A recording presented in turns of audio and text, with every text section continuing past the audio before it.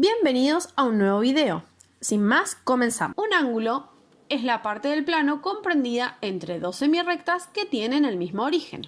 En este caso, tenemos la semirrecta con origen en B que pasa por el punto D y la semirrecta con origen en B y que pasa por el punto E. Estas dos semirrectas van a ser los lados del ángulo. El punto de origen es el vértice del ángulo. En general vamos a nombrar a los ángulos con letras griegas, en este caso se trata del ángulo alfa, pero también los podemos nombrar a partir de tres puntos, dos que pertenecen a sus lados y el vértice. En este caso se trata del ángulo E, B, D y para anotarlo agregamos un sombrerito en la letra que corresponde al vértice. En este caso se trata de un ángulo construido en sentido antihorario, es decir, al contrario de las agujas del reloj. Los ángulos se miden en grados y para medirlos vamos a usar el transportador. Nos vamos a centrar en cómo construir un ángulo y de esa manera vamos a poder después medirlos. Notemos que el transportador está graduado, ¿sí?, en grados y comienza de 0 a 180 y también está en sentido horario por si queremos dibujar un ángulo en ese sentido. Como primer paso vamos a trazar una línea, un segmento, ¿sí?, a partir del cual vamos a marcar el ángulo.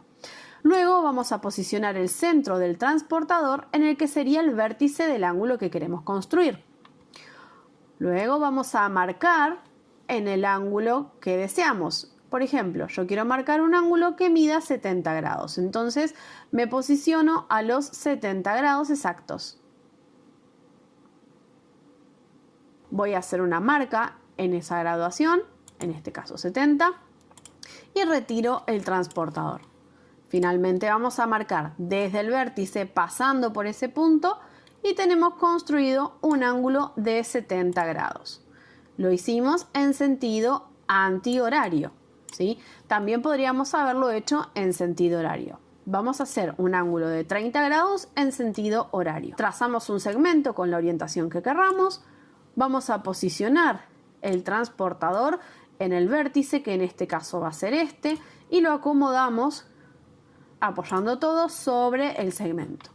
Ahora vamos a marcar un ángulo de 30 grados, pero esta vez en sentido horario. Marcamos, retiramos el transportador y trazamos el segmento desde el vértice que pase por ese punto.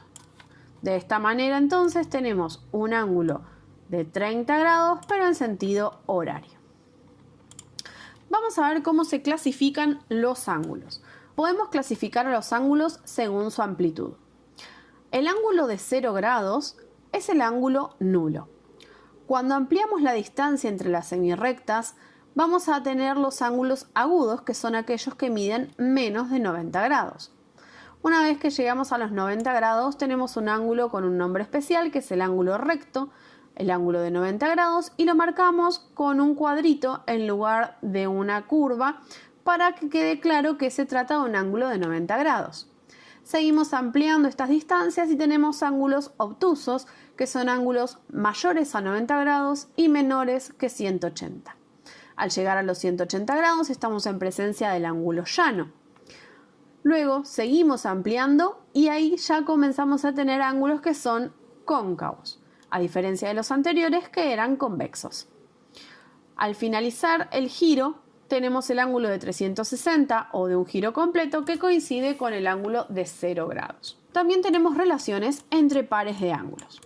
Si dos o más ángulos suman entre sí 90 grados, estamos en presencia de ángulos complementarios. En este caso, tenemos el ángulo beta de 40 grados y el ángulo gamma de 50 grados. Sumados, la amplitud es de 90 grados, por lo tanto el ángulo gamma y el ángulo beta son ángulos complementarios.